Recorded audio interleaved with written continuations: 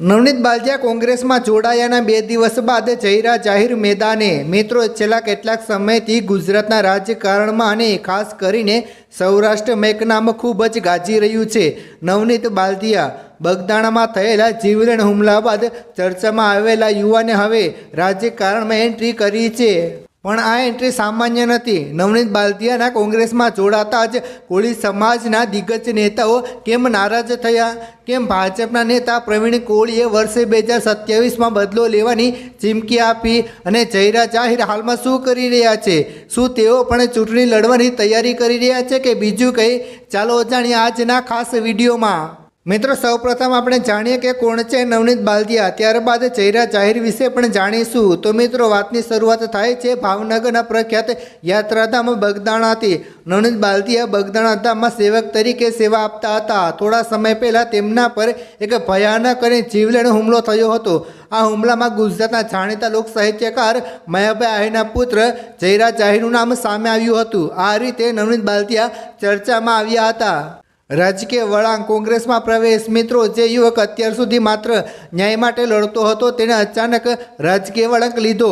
નવનીત બાલદિયાએ કોંગ્રેસનો હાથ પકડ્યો। પ્રદેશ પ્રમુખના હસ્તે ખેસ પહેરીને તેમણે પોતાની રાજકીય કારકિર્દીની શરૂઆત કરી।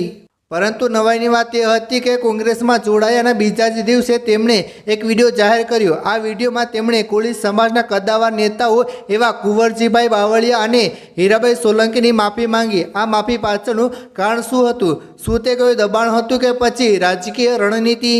પ્રવીણ કોળીનો આક્રોશ અને 2027નો પડકાર। મિત્રો, નવનીતના એન્ટ્રી ભાજપના કોળી નેતાઓને બિલકુલ પસંદ આવી નથી।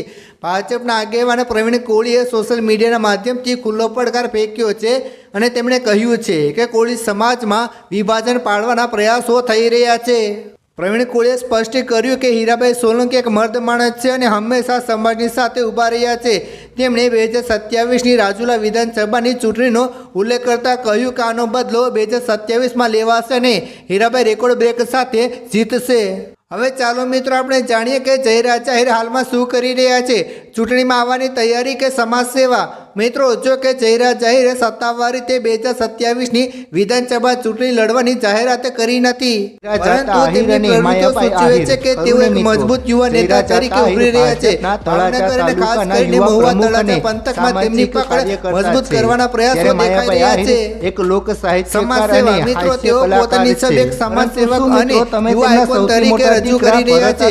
જેલમાંથી આવ્યા બાદ તેઓ ધાર્મિક ઉત્સવો અને સામાજિક કાર્યક્રમોમાં વધુ જોવા મળે છે, જે રાજકીય મેદાન તૈયાર કરવાની કરી હોઈ શકે છે। મિત્રો, જયરા જાહેર અત્યારે કાનૂની પ્રક્રિયાનો સામનો કરવાની સાથે સાથે પોતાની સામાજિક અને રાજકીય પકડ જાળવી રાખવામાં પ્રયત્નશીલ છે। નવનીત બાલદિયાના કોંગ્રેસમાં પ્રવેશ બાદ હવે જયરા જાહેરના આગામી ચાલ શું રહેશે એના પર સૌ કોઈની નજર છે। મિત્રો, તમને શું લાગે છે? શું નવનીત બાલદિયાનો કોંગ્રેસમાં જોડાવાનો નિર્ણય સાચો હતો કે પછી પ્રવીણ કોળીની આ વાત સમાજમાં ભાગલા પાડવાની રમત? તમારા મંતવ્યો નીચે કમેન્ટમાં જણાવજો અને જે બને તેમાં શેર કરો, લોકોને દેખાડો, જેથી કરીને બધાને જાણ થાય। ધન્યવાદ।